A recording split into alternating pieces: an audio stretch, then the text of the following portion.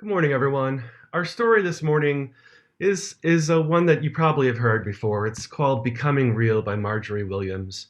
We actually had this reading at my own wedding. The skin horse had lived longer in the nursery than any of the others. He was so old that his brown coat was bald in patches and showed the seams underneath. And most of the hairs in his tail had been pulled out to string bead necklaces. He was wise, for he had seen a long succession of mechanical toys arrive to boast and swagger, and by break their mainsprings and pass away. And he knew that they were only toys, and would never turn into anything else. For nursery magic is very strange and wonderful, and only those playthings that are old and wise and experienced like the skin horse understand all about it. "What is real?" asked the rabbit one day, when they were lying side by side near the nursery fender, before Nana came to tidy the room. "Does it mean having things that buzz inside you, and a stick-out handle?" "Real isn't how you were made," said the skin horse. "It's a thing that happens to you. When a child loves you for a long time, long time, not just to play with, but really loves you, then you become real." "Does it hurt?" asked the rabbit. "Sometimes," said the skin horse, for he was always truthful. "When you are real, you don't mind being hurt." "Does it happen all at once, like being wound up?" he asked, "or bit by bit?" "It doesn't happen all at once," said the skin horse. "You become. It takes a long time. That's why it doesn't happen often to people who break easily, or have sharp edges, or have to be carefully kept. Generally, by the time you are real, most of your hair has been loved off, and your eyes drop out, and you get loose in the joints and very shabby. But these things don't matter at all, because once you're real, you can't be ugly, except to people who don't understand." "I suppose you are real?" asked the rabbit, and then he wished he had not said it, for he thought the skin horse might be sensitive. But the skin horse only smiled. "The boy's uncle made me real," he said. "That was a great many years ago, but once you're real, you can't become unreal again. It lasts for always." There ends our story.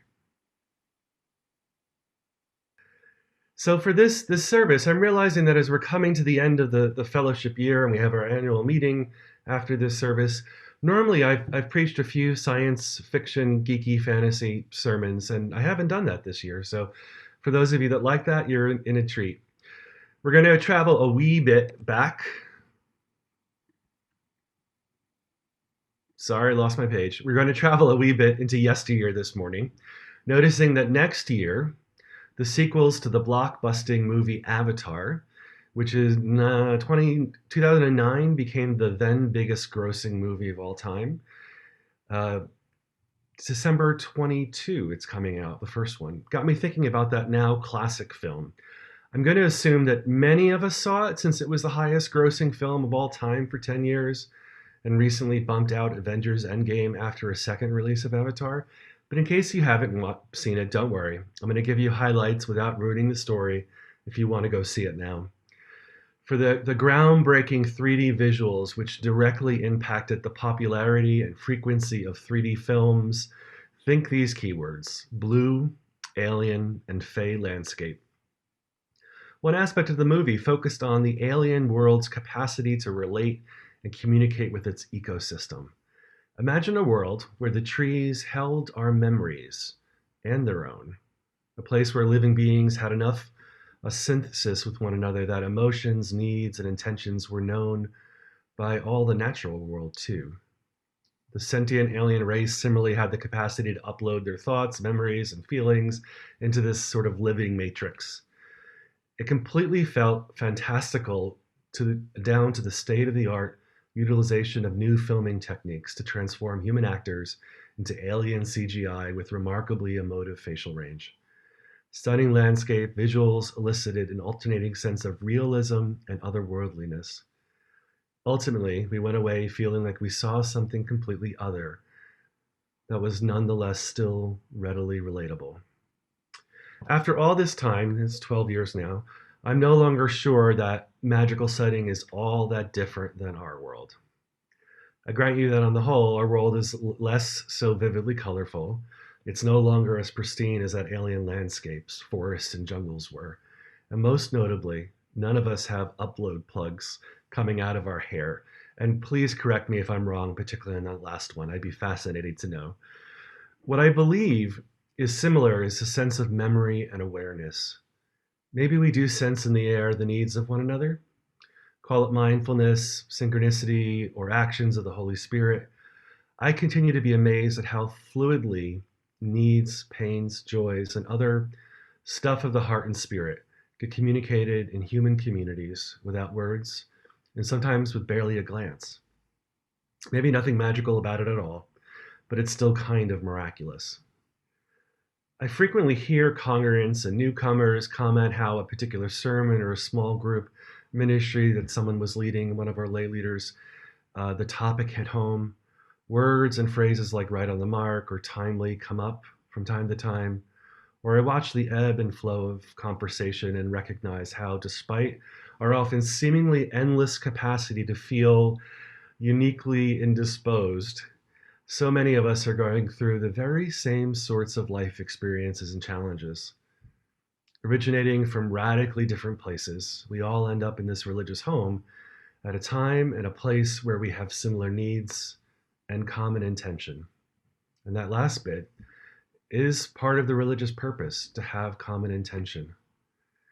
We could explore the hows and whys ad nauseum to identify the cause and effect of this very human phenomena.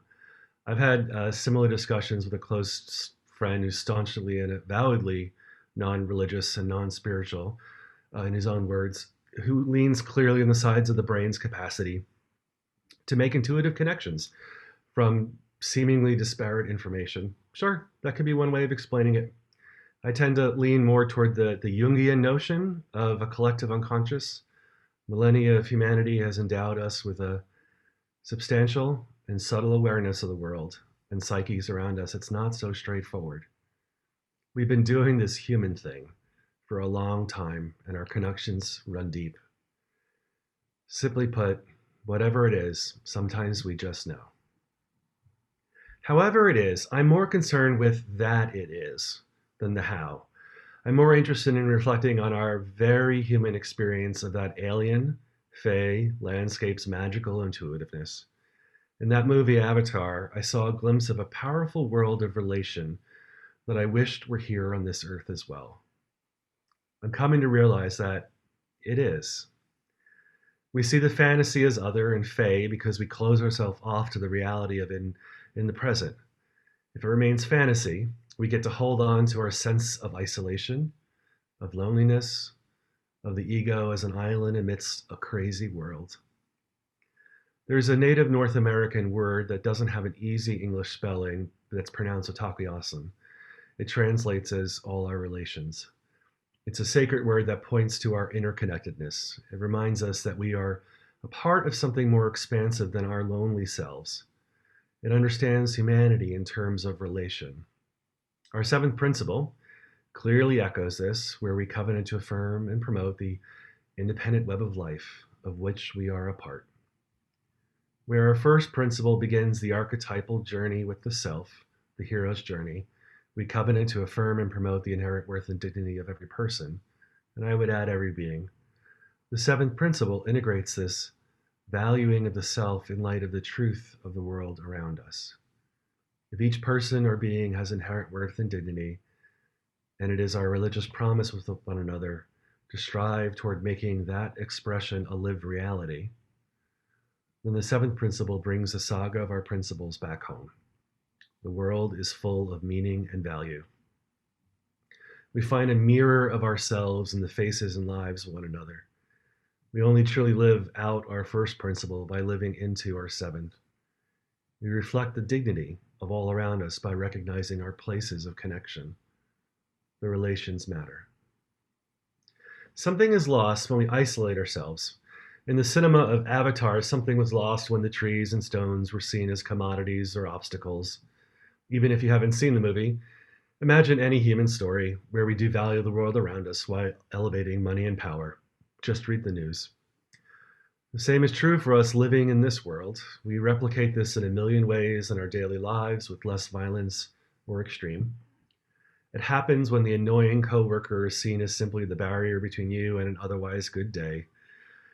It happens when you hate your classmate because you believe them to be smarter or prettier or more athletic.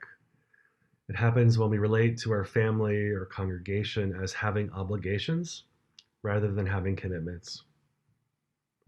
The crux of the fantasy dilemma was the rare ore hidden beneath a rich world of interlaying connections. The rare metal worth millions an ounce was called unobtainium, a bit cliche, a descriptor for which we forever covet, but its aptness makes the sledgehammer-like title forgivable. How does that relate to our independent web of life? In your own lives, what is the thing or dream that lies out of reach? What is the object of discontent that keeps you from recognizing satisfaction? If you think back over your life, what were past things that fit this bill? And did they last? To tie back in our story, the skin horse from the Velveteen Rabbit, I'll tell a story about my own skin horse. I remember when I was 2 years old, I left my stuffed animal lamb, who was aptly named Lammy, at the mall. I know, I apparently missed my calling as a Hollywood screenwriter. My mom and I scoured the department store for what felt like forever to that 2-year-old of me. He was never found. I was a wreck. It mattered acutely. My mom could do no right since Lammy was gone. The world didn't care about me. I couldn't see my family as good any longer. You know, toddlers, where we go with that. Feel free to heap on any other great tragedy. My 2-year-old mind probably thought it up. My mom made her best effort by eventually finding another Lammy that was blue instead of beige. It sort of worked. Over 40 years later, it doesn't even matter to me except to recall that it was my oldest memory. I guess that we all have our unobtainiums and our lammies of various stripes and sizes. They ever distract us from the beautifully woven networks of human and natural mutuality that are deeply rooted in our lived experience. Just seeing last Saturday for the bridging service, all of the adults and young adults and youth that are tied into one of our teens becoming an adult was beautiful to watch. A lifetime of connections and mentoring and friendships and parenting, and we can celebrate that. That's also religious purpose. That's the beautifully woven networks of human and natural mutuality.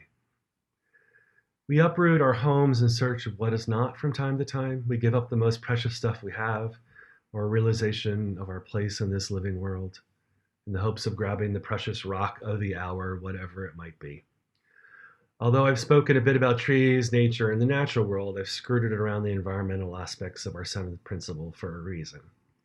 The seventh principle, I believe, does call us to act for the well-being of our earth, but I'm not convinced that we'll ever learn to treat this world with the life-saving and life-affirming spirit until we learn to apply those teachings to our world of human relations. First, the native North American precept, concept of otaku asan, or all our relations, is as environmental as it is sociological. We replicate in the natural world how we interact in human society. The two are intrinsically connected. I believe that transforming our environmental stewardship, something implicit to the call of our seventh principle, can only be done by first living with this intention in mind when interacting with all our relations, beginning with our classmates and siblings and coworkers and parents. Why would we live more perfectly with the natural world than with our own human world? Why would we be able to get it right there if we can't get it right here? We can minimize and objectify the human world around us. How many of us living and studying in New York and the area have heard, especially in the career and school tracks, you should really go to that benefit or that talk. You'll get to meet the movers and shakers. It might get you a good job or help you into school. I remember so many times in studying at the graduate school for public service, of all schools, this very statement regarding why a function was worth attending, even or especially in the not-for-profit world. Who you know matters more than what you do sometimes. Human connections can sometimes serve the utility of personal advancement for the sake of advancement. And I've come to believe that it's easier to do this sort of thing far away from our normal day-to-day. Being intentionally religious in community, building that sense of here, is easier when we're not distracted by that creep of normalcy. It's why fantasy and sci-fi writing like Avatar are so successful in transforming human perception. We go away either to retreat in the woods or retreat into our imagination in a story or a movie to remind ourselves of how to be human and how to be closer to the natural world. It's telling that these two things are connected and seen often as far from home, being human in community and being back in the living world. In fact, our respect for the living world does improve.